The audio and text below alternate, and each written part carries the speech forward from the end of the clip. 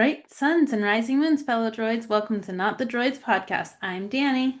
And I'm Mary, and today we are continuing into season 2 with episodes 9, 10, and 11, titled Grievous Intrigue, The Deserter, and Lightsaber Lost. When did these drop? So, Grievous Intrigue and the Deserter came out on the same day, January 1st, 2010. So, New Year's Day celebration there. And then Lightsaber Lost. Then they took a break, and Lightsaber Lost came out January 22nd. That's so interesting. But, yeah. Huh. I wonder what year Th- was it? 2010. I'm like, what was happening around that time? I don't know. I just assume it's the Olympics every That's time. what I was like. Was that the year of the Olympics or something? Because, I was like, it doesn't make any sense to take that much of a break, yeah. but who knows? I liked these episodes for very different reasons than the last set, but Okay, so are we going to discuss let's do the first two that? together, That's what I was wondering. and then Because we'll do the they second. were they flowed right into each other. They did. So the first one, the little caption was, "For everything you gain, you lose something else." Hmm. These captions, like I get it, but I also don't get Some it. of them like really hit, and others are like, "Huh, okay." I wonder what comes first, the episode or the like lesson.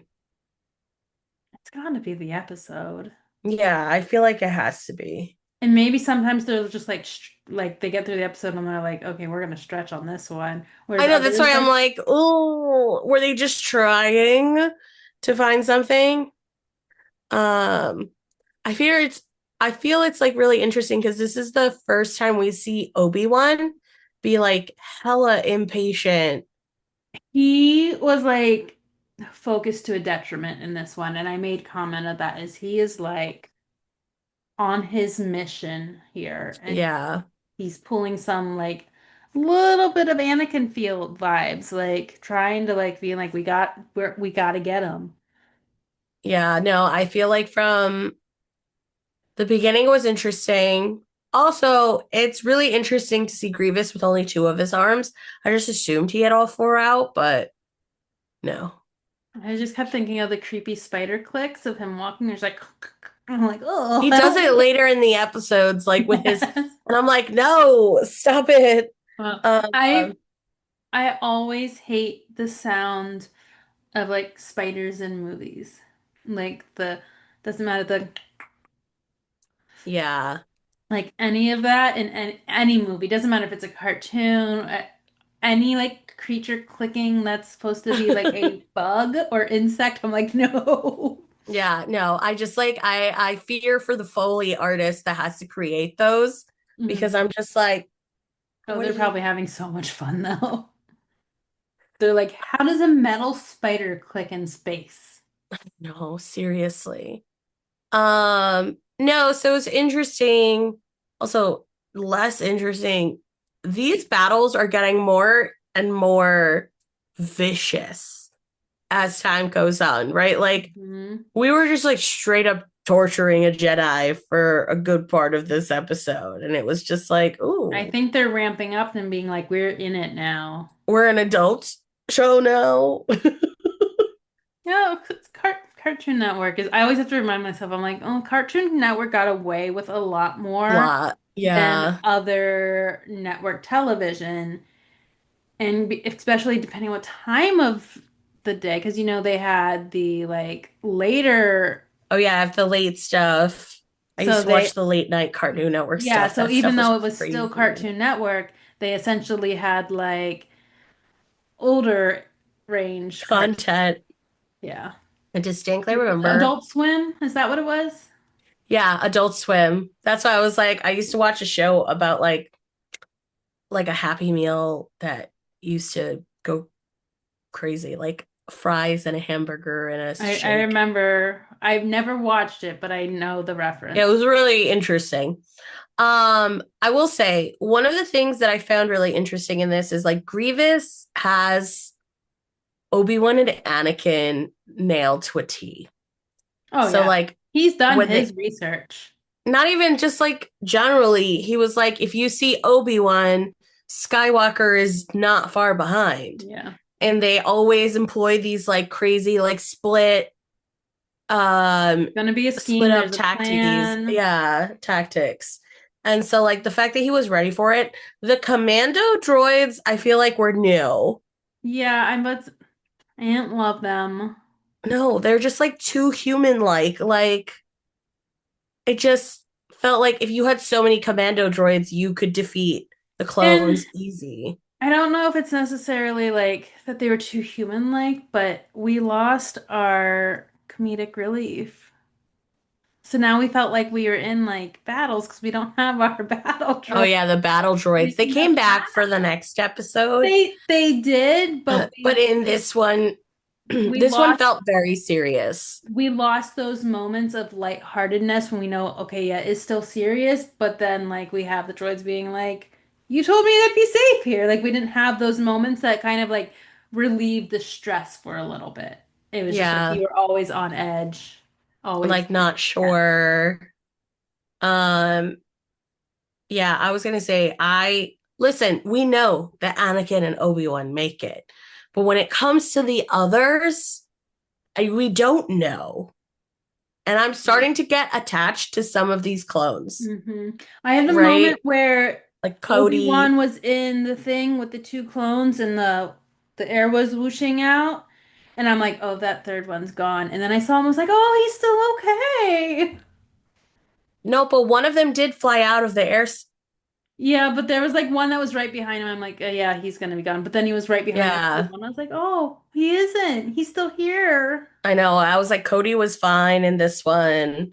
Rex was fine in the next one. It was just like I'm Mm. starting to get attached, and I know we talk about this over and over again, but like the day we get to Order 66, I'm gonna have the hardest time. Mm-hmm. And with Rex, we also have like Bad Batch that comes into that. So there's like a whole thing there. But in that episode, our line is, it is the quest for honor that makes one honorable. I don't get it. Not as related to this episode. In my head, I'm like, I feel like it might be more related to Rex's side of the story and not the battle with Obi-Wan. That's true. I think that's Um, where it's going with is the personable relationship that Rex is experiencing. So I this whole episode I feel like was very different because like we talk about how the clones are expendable and we know Cut. We met Cut a while Mhm. ago, Yeah. right? So it was interesting to see him again with a family. And it was just like, ooh.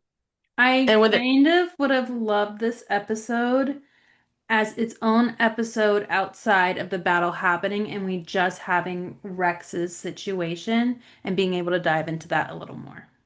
yeah, because I feel like it's an important conversation, right? Because like Yeah. Cut describes how they were going through and just killing any clones that were still alive. Yeah. And so, was he a deserter or was he just abandoned? Right? Because like they left him there. Like, No, they were going through and he got away when they were going through oh and offing the rest. During that story, he said that they were going through and he realized he just couldn't do it anymore and he left because he had yeah, to escape. So technically he was a deserter, but if he hadn't deserted, he wouldn't he be would have alive. been killed. So, Yeah. So that's why I was just like, it is interesting. Timeline wise, it is very confusing. Um, yeah. I assume it's from the first time that they lost control of that planet. With the bugs. I forget the name of the planet, but that's what Oh, he, I know. You probably the zombies really still creep me out. yeah. Um but it was interesting to see that like he had found himself a semi-abandoned planet in the outer rim, right? Like Yeah. they grew crops. They said that he was out like selling their first harvest. So like I don't know. It was really nice. And then like the conversation that they had, Rex and Cut was really interesting because like you see Rex being like, this is what we're here for. Like we're here to serve the Republic. It's what we signed up for. And Cut's like, but did we sign up for that? Or were we programmed to think that? Yeah. And Rex was So, like, no, I believe that. And he's like, but is it because you're programmed to believe that? like, what if we choose different? Yeah. And so it is interesting to see like such a like diehard soldier um take that stance and be like, oh, I guess you're not wrong. So, because also, like, what are they going to do when there's a deserter? Like, do they put them in jail? Like, I, I don't see the point, but I guess it's like making sure that the clones know that they don't have free will. Yeah. Like, it's the whole clone It's weird. situation Yeah, it's a is weird weird ethical morals. situation where, Yes. It's such an ethical situation, and this is the first time they really like really truly talk about it. Like we've seen people defect, right? But we've never actually seen people have the conversation like, I just want to live and not fight in a war. yeah. And so that was interesting. Obi-Wan was still very interesting in this episode. His like singular focus on Grievous, It was, right? Like yes. Because usually it, that's Anakin's role. So it's very interesting to see. And it was Anakin being like, whoa, whoa, whoa, yeah, like, come are you back. sure? Like, well, but like even just at the end where he was like, call Anakin and see if they could get that ship. Like, obviously they're not going to. Yeah. The whole point is that Grievous got away even after all of that. And I feel like Obi-Wan more so than usual was just like uncaring towards his like troops. Yeah. And he was just like, act as bait, like the ship's gonna get destroyed, try and fix it. Like I just they left people on the ship blew up. And he was just like he wanted to chase Grievous on the ship to the point where it endangered the other Jedi, Yeah. where it was just like, we didn't come all this way to save one Jedi just to lose another one. Yeah. And on the planet, I feel like it was more of the same. Thankfully, the battle droids were there because they were hilarious when they started.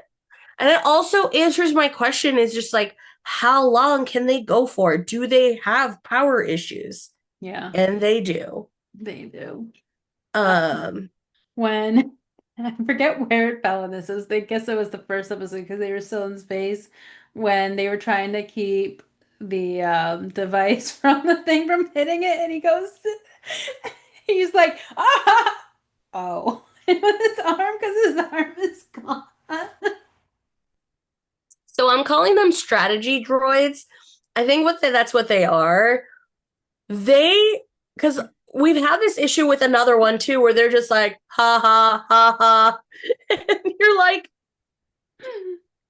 what in the Austin Powers like evil, like Doctor I was Evil is laughing so hard because happening? he's like, "Oh, I got you," and then he goes to like push the button. He's like, He's "Oh, like, oh, that's my arm. I don't know. I thought that was hilarious too. Like those strategy droids and the battle droids really give us comedy. yes, Even to the point where like they get so sassy. They were just like, you're not letting us ride any of the animals, so we have to we're running out of battery. And he just like lightsabers him in half, and the other one's like, oh, yikes. yeah, I love it." It It's so was good. funny. And then like they did start powering down, where he was like, are we even going in the right direction? But that's where it's just like we've seen the droids being created. Now we do see like the fault in droids, right? Like they can't go forever. They can't get stuck on a No. planet like this without a power source because eventually they will just power down. Um, and I think that Grievous just like obviously doesn't care. They're just droids. Yeah, they're just So because what was it in the beginning? He said, he's the most powerful leader of the droid army. Like, seriously, like there aren't so many other people leading the droid army. Like I don't know. You don't see General Grievous a lot. We've been watching. This is the first time he's shown up in a full like while. Yeah. And so it's like, is he really commanding them, or is he just like constantly just trying to kill Jedi and losing over and over again? Yeah. So Uh, that's where I'm like, I feel like the Sith don't really pay him much mind.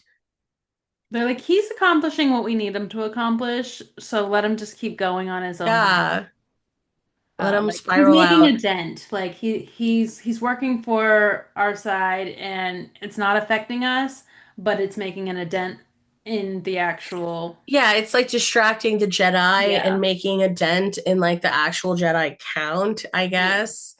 And so, but that's why I'm just like, he also like is just very focused on getting Jedi and being the top of the yeah, droid army. But I think that everybody else treats him very much just like a droid, even though he's not, or yeah. he didn't used to be.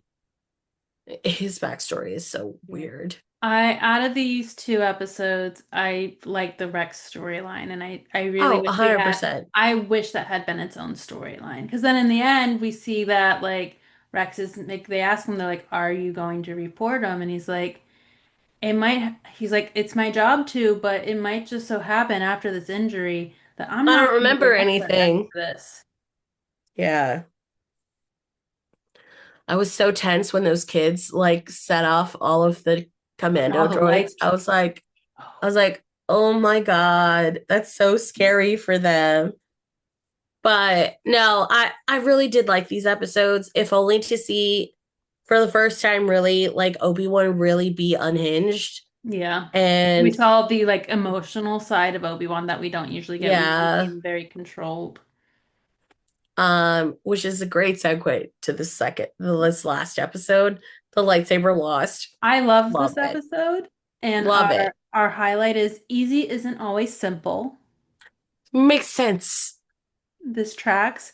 Um, I really I like when we see Ahsoka with with other other. Jedi masters who are teaching her things because we see the bullheadedness, the singular focus of Well, you see Anakin. the like the bad side of Anakin's teaching, right? Like Mhm. in a war, it can be good, but on I think this is also I can't put this all on Anakin. I think this is also her strong-willed personality that yeah, has now teamed up with what she has learned from Anakin.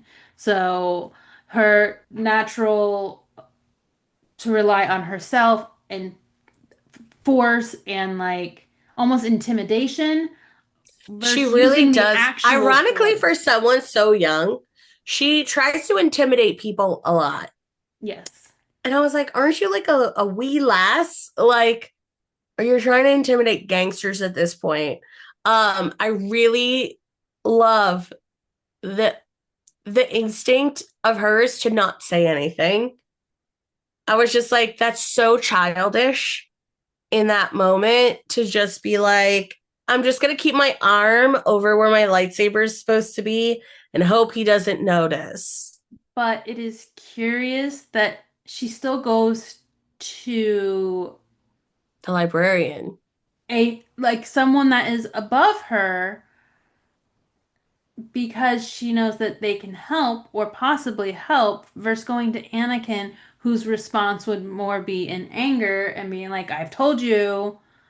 I wonder if he would have just been like, well, you got to get back. Yeah. Yeah, I do believe that Anakin would have done that. And that's why she's probably just like, I'm not going to tell him. I'm just going to get it back. I'm gonna fix this Uh, myself and save yeah, myself from the lecture that the lightsaber is part of my life. yeah. But I do love that she's essentially the Jedi Master is built off of a squirrel, not Yeah. a squirrel, a turtle. I know it, and he's Master supposed to be like Shinobi, a Shinobi. snapping turtle type of design. And I wonder if that's like a funny play off the fact that he's just so slow. Yes. It was definitely like a version of the tortoise and the hare. Yeah. I did like that. Uh, Um, Especially since at the end he's the one who ended up being there. But it was interesting to see them like follow down and he keeps being like, "Oh, slow down, calm Mhm. down." There was so last episode, podcast episode, not episode we watched. Yeah. We were talking about how Anakin doesn't always go to use the Force, so he did not think to like sense his Padawan when she was missing. And now we have our Master Sonobe. I don't remember how to pronounce it. I think it's Sonobe. I think so. I should have put the pronunciation in my notes.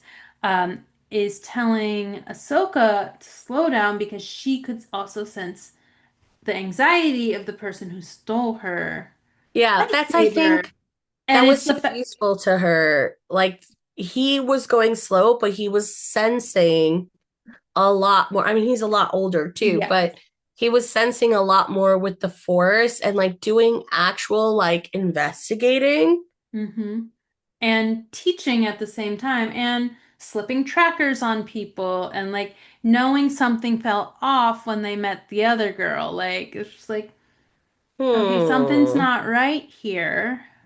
Let me throw a tracker on her. So, and because Anakin and Ahsoka are always, and sometimes it's not due to their who they are, it's the situations they're put in. Everything is like go, go, go. Don't slow down. Like you don't have time to use the Force. You just got to keep going and push it through and try to get it done.